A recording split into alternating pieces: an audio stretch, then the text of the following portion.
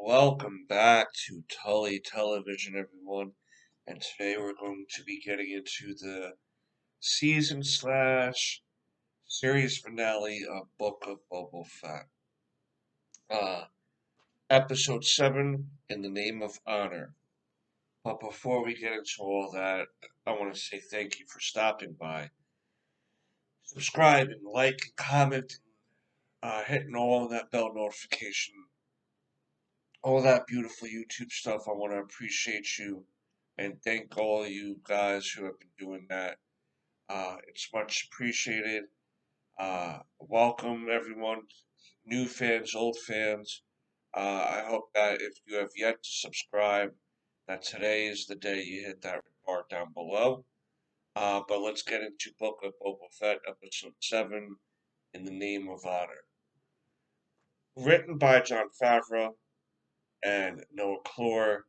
I believe that this season, these episodes, George Lucas was helping as a consultant. Stars Tamara Morrison as Boba Fett, Ming-Na Wen as Finesse Shand, Pedro Pascal as Din Djarin, the Mandalorian, Sophie Thatcher as Drash, Jordan Bolger as Scad, Corey Burton as the voice of Cad Bane, Amy Sedaris as Pele Mato, David Pasquesi as the major domo to the mayor of Tatooine, uh, Corey Jones as Black Chrysanthemum, Matt Berry as the voice of 8D8, Robert Rodriguez as the voice of Mayor Mox Shez and Doc Strass, separate characters. Phil Lamar voices the Pyke Syndicate boss and the Platoon boss. Uh, Frank Trigg and Colin Hines as the Gamorrean guards. Now, we pretty much open with uh, Finesse, Finesse, and Bobo at the location of the bombing last week at the sanctuary. They're there, um, taking in everything, going over what it is that they need to do in order to go against the Pyke Syndicate. They go over how Black Scranton is at one place, the Gamorrean guards are at another place. The Star Wars Power Rangers, Drash, Scat, and the rest of them are uh, floating around other sites too to see if the Pyke Syndicate is coming in. When are they coming in? How are they coming in? How many of them are coming in? And as they're discussing that, Finesse, Boba Fett, and Mando are also discussing how um, the members of Freetown, they're going to be coming with a garrison of people. Um, they also talk about how the people of Freetown want the spice trade to end there, or on that planet. Finesse, yeah, Finesse. He's talking about maybe continuing the spice trade there, but Boba Fett agrees to the terms of the residents of Freetown that if they help, that then the spice trade will stop running through the planet. And if Boba was looking to really grasp the grip of power there, these are some of the harder decisions he's going to have to make. Um, so as we're going about that, we see Cad Bane showing up to confront Boba Fett. Uh, Cad Bane had just gotten done talking to the Pyke Syndicate boss.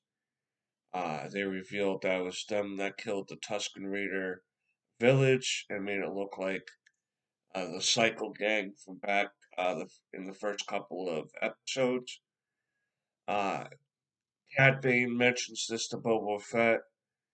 He's giving Boba Fett a chance to get out of here and let the Pyke Syndicate do their thing. They have had a prior interaction that you can view in the Clone Saga series. The dent that is in Boba Fett's helmet is a bullet or a laser gun hit from Cad Bane. So if Boba didn't have that helmet on, none of this would be going on years later, so to speak. And Cad Bane lets him know, like, you really need to, uh, step down. Rejects that request, and then we see then the plan that the Pike Syndicate had all along, which was to, as the forces were separated, Black Canton is here, the Power Ranger crew's over there, and the Gamorrean guards are here. We see them each individually getting attacked, along with Boba Fett and Mando and uh, Fancy Shand. Um, we see, unfortunately, the first two of our allies go down as the Pike Syndicate get the best of the Gamorrean guards, and they go falling off a cliff. We never see them go splat or hear them go splat, but with how high that cliff was, uh, they're pretty much done. They probably just didn't want to spend the effects on showing that. We see the Star Wars Power Rangers crew best of getting um, like pinned down by the Pike Syndicate and these other crime bosses that promised they wouldn't get involved, have gotten involved and given some of their men up to help the Pike Syndicate. Um, so we, so they're pinned down. Black Canton gets overwhelmed at one point on his own, and we see Bobo and the Mando kind of get pinned down themselves. We see uh, everything hits the fan, during this time.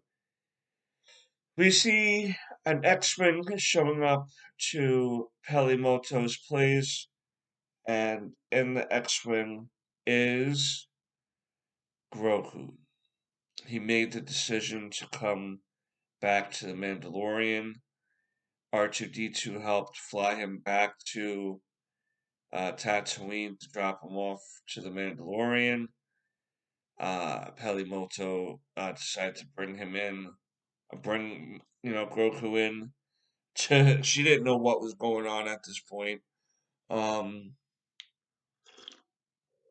so that will just go to show that for those theories that Grogu was going to be the first Luke Skywalker student and erase sequel canon altogether.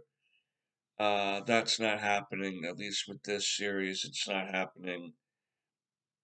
This does nothing but kind of confirm that the sequel trilogy will happen, and a little disappointing to. I'll get into that, but a little disappointing that Grogu didn't stay to complete his Jedi training, regardless of what it was going to do to the canon, in my opinion. Um, you could have,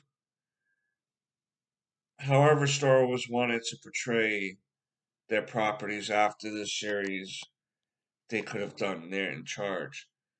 but I think that it would have been very interesting to have Goku stay with Luke because I feel like Luke showing up in this season and then in the season finale of The Mandalorian, I think all that then was a waste of time and a way to shut up Star Wars fans from complaining that Star Wars isn't what it used to be.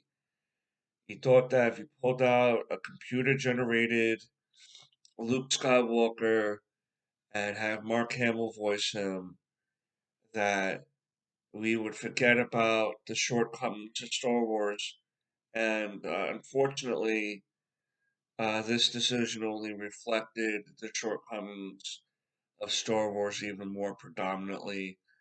Um, it's not so much that it confirmed or denied the sequel trilogy with Rey, but it really, you give us Luke Skywalker, the Jedi Master, only to have him be rejected by Grogu as his first student. Um, then all those years later, when Kylo becomes his first student, Luke has a weak moment in time and decides to kill Kylo Ren when he spent all these years trying to redeem his father, trying to push forward the Jedi teachings, and it will go to show what really it goes to show is more the glaring problems with the Jedi Order and still sticking with the teachings um, that the original Jedi Council was following. To have total lack of emotion is not good, and to be either or, like I thought, only Siths deal with either or situations. Uh, and that sounded like a very much Sith uh, dilemma to give to Roku, which is you either choose the Mandalorian or you choose to be a Jedi. And his father Anakin knew that you can still be a decent Jedi and still have a family and stuff like that. Um, this is where you could have started doing the gray Jedi's instead. Um, but no, you're still sticking with uh, either or, and then this leading down to the destruction totally of the Jedi's, which you would figure that Luke would try to stay away from the mistakes made by the Jedi Council all those years ago. But no, it just confirms that Luke has um, been making poor decisions, I guess, since Return of the Jedi, which is disappointing. I enjoyed seeing Luke. I enjoyed seeing him train Grogu. I enjoyed seeing some of the callbacks to the training of Yoda and Luke.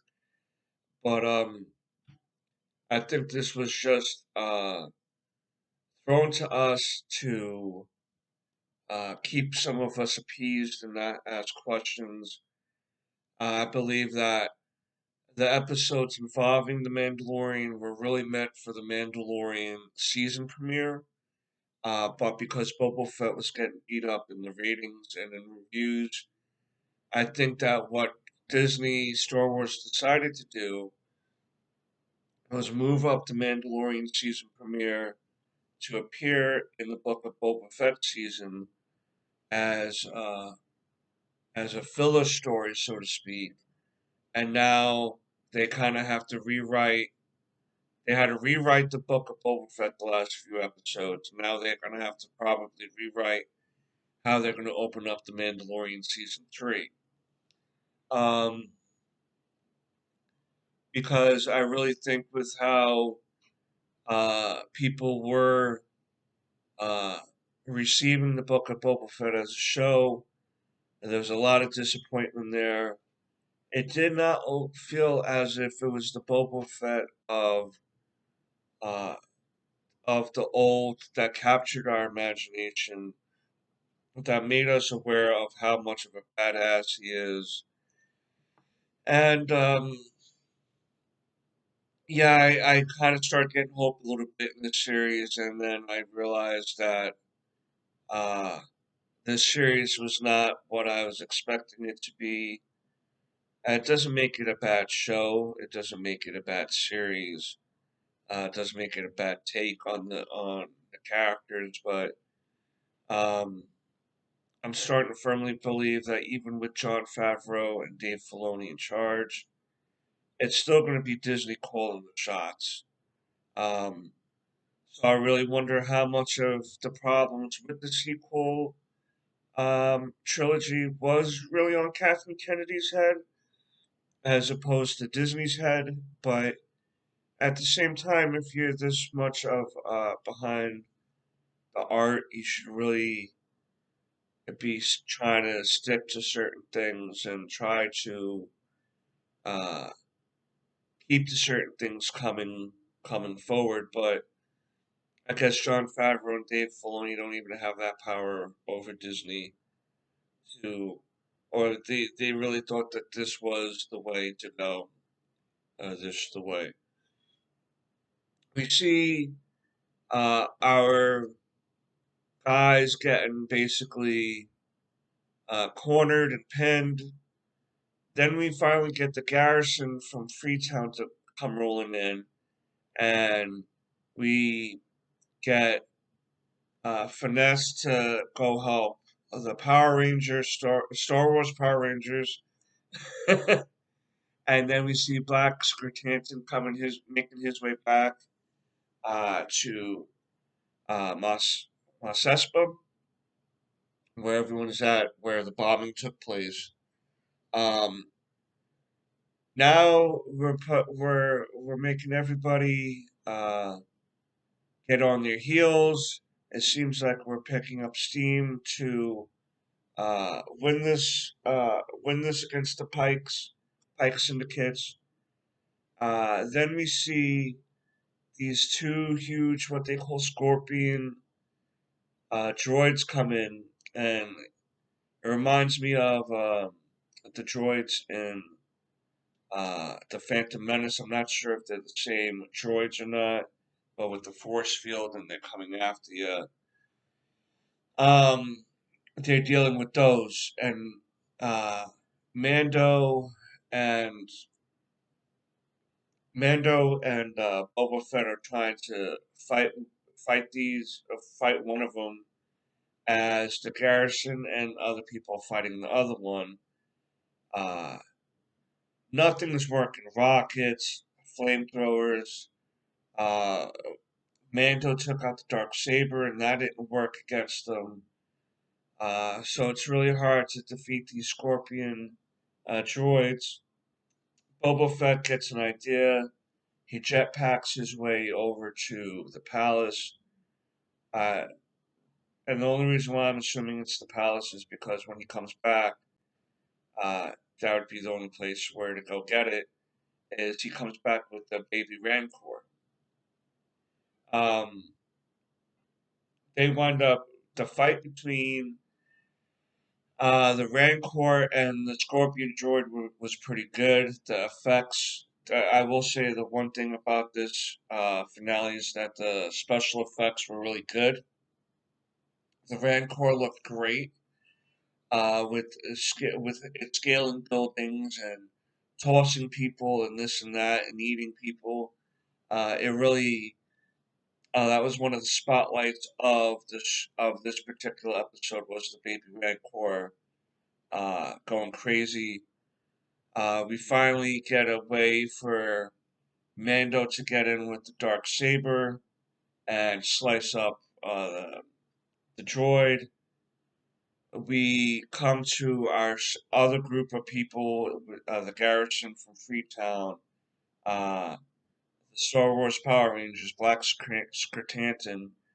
All of them are trying to defeat this other Scorpion droid, and they wound up defeating that droid as well.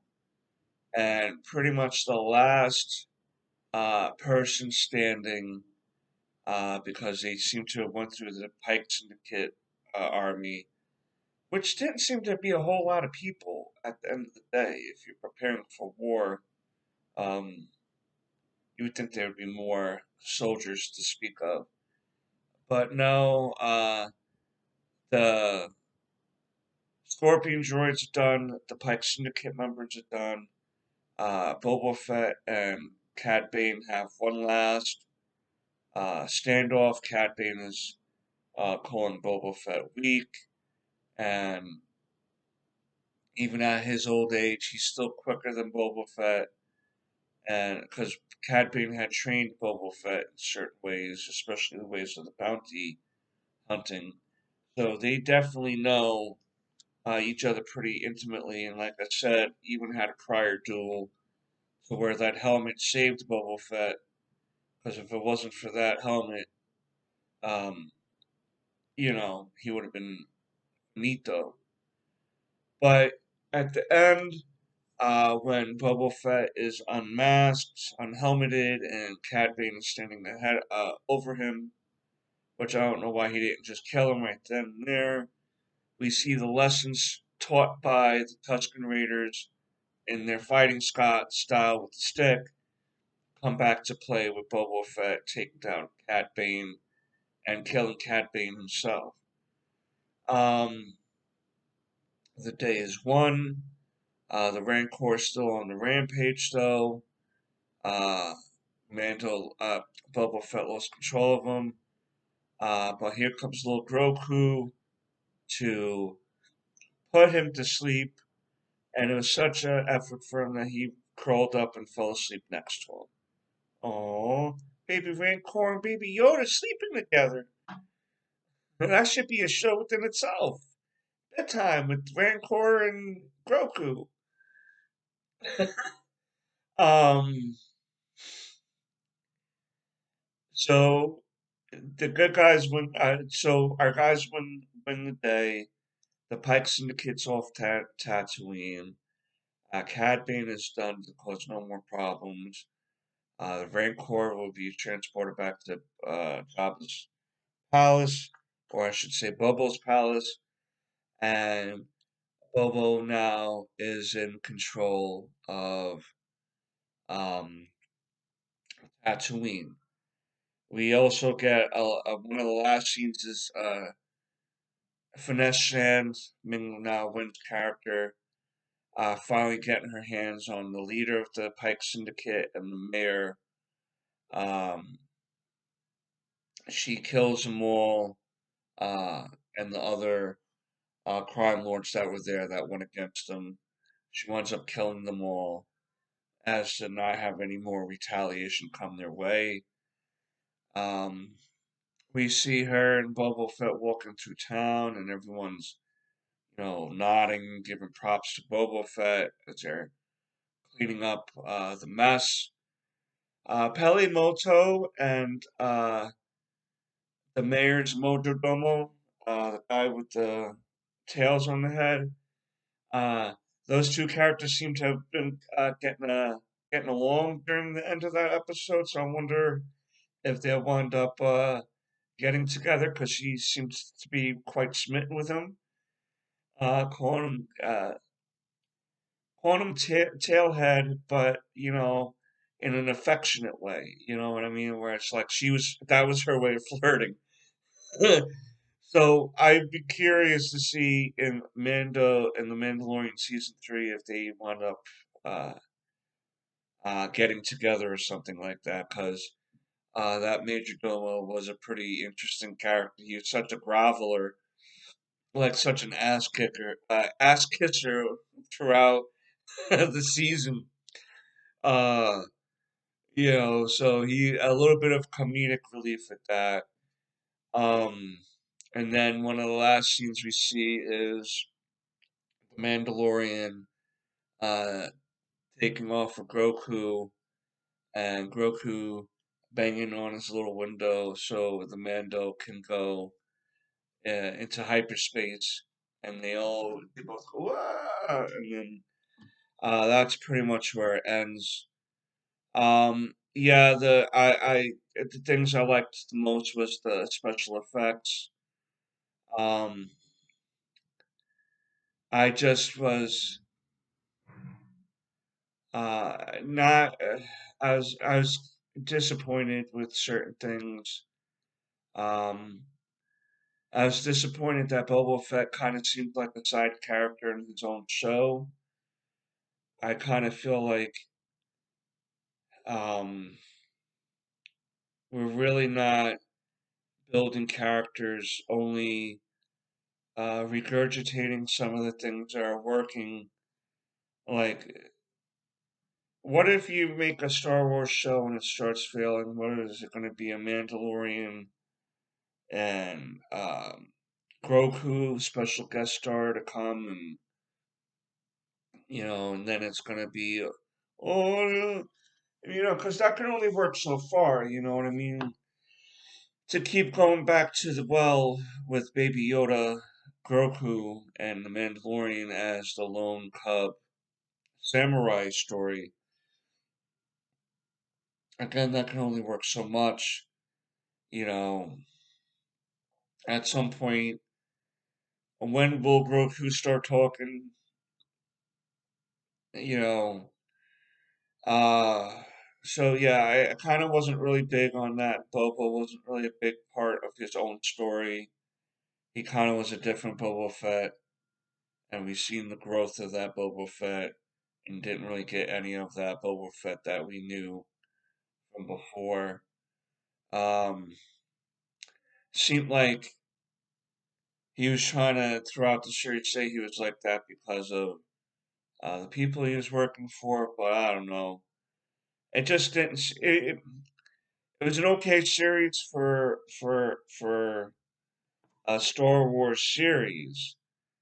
I just don't feel like this was a Boba Fett series. I feel like this was just a Star Wars series concentrating on a bunch of different characters and deciding to call it a Boba Fett series when it really didn't bring any nostalgia for me on who he was. The only nostalgia I felt was seeing R2D2 and Luke Skywalker in this series. Um, but even then, still, uh, it kind of is not erasing some of the things that I feel like this show has been short with. A lot of these Robert Rodriguez episodes, I was not a big fan of him directing these episodes. Uh, I don't know. I just wasn't a big. I again, if you take the story outside of it being of what you're expecting it to be, it's a generally okay series, run of the mill series. Um, if you're going into it with expectations and still holding on to those expectations after the series, you're probably going to grade this series a little lower. Understandably, I'm kind of in the middle here because I did have expectations for this series, and they didn't come with certain things. Didn't really come close. It just seemed to be near the end of the season a Mando show instead of a Boba Fett show. Uh, I really feel like with how the first part of Boba Fett was not being totally accepted by fans.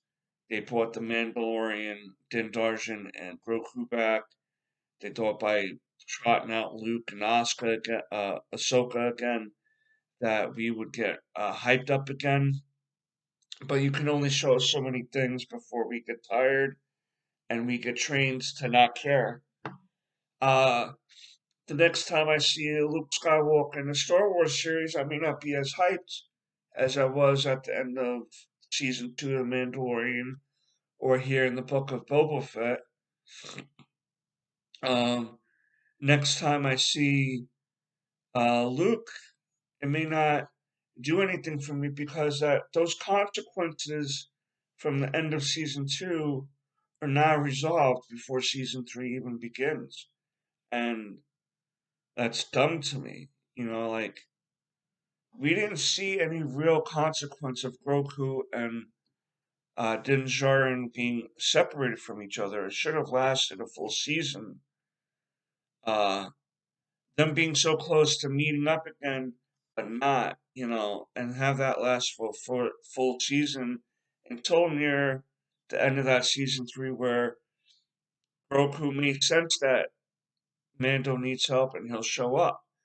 Um, but everything that you set up for the end of season two, for season three for Mando made no consequence whatsoever, and that's an unfortunate thing that is going to bring this series down for me as to opposed to bringing it back up to where I was hoping it would be. And again, the great part about this season was the special effects. They did Luke Skywalker really well. They did the Rancor really well in the last episode. The writing and the directing could have been a little bit better in certain areas. Um, Cobb Fant from Freetown, the sheriff, he's in the Bantha tank. That was the end credit scene. So he's getting recovered in the Bantha tank. So we may see Cobb Fant again. I hope so, because he has been a spotlight for me in in these shows. So I hope that his journey continues. I like that actor. Um, but this last episode, I'm going to give an 8 out of 10. Uh, and that's due to the special effects given. So that really raised it up from like a 6 to an 8 for me. And to give this general season ranking, I'm going to have to go. I might have to go a 7 out of 10 as a general, as certain things didn't mesh well with me, writing and directing. Mostly the Robert Rodriguez episodes I wasn't really a big fan of. Uh, the writing kind of was a little wonky for me. So that's why it's bringing it down to a 7. And the only thing really saving it for outside of that is that the special effects were so good in some of these things. So this last episode was an 8 out of 10, but the series overall, I'm going to give a 7 out of 10, just above average. Did not meet the expectations I was looking for, but as a show in a general sense, it looks well. Uh, the acting is okay. No real breakout performances, so to speak, and kind of a disappointing end to Groku's training. I was hoping that that would last a little longer, at least for another season throughout the Mandalorian season, but that's set up for no consequences whatsoever, and that kind of kills it for me in a general sense. But that's my thoughts of the last episode of Book of Boba Fett and the series as a general, and we'll see what comes next for Star Wars. But until next time, peace, Snuggums.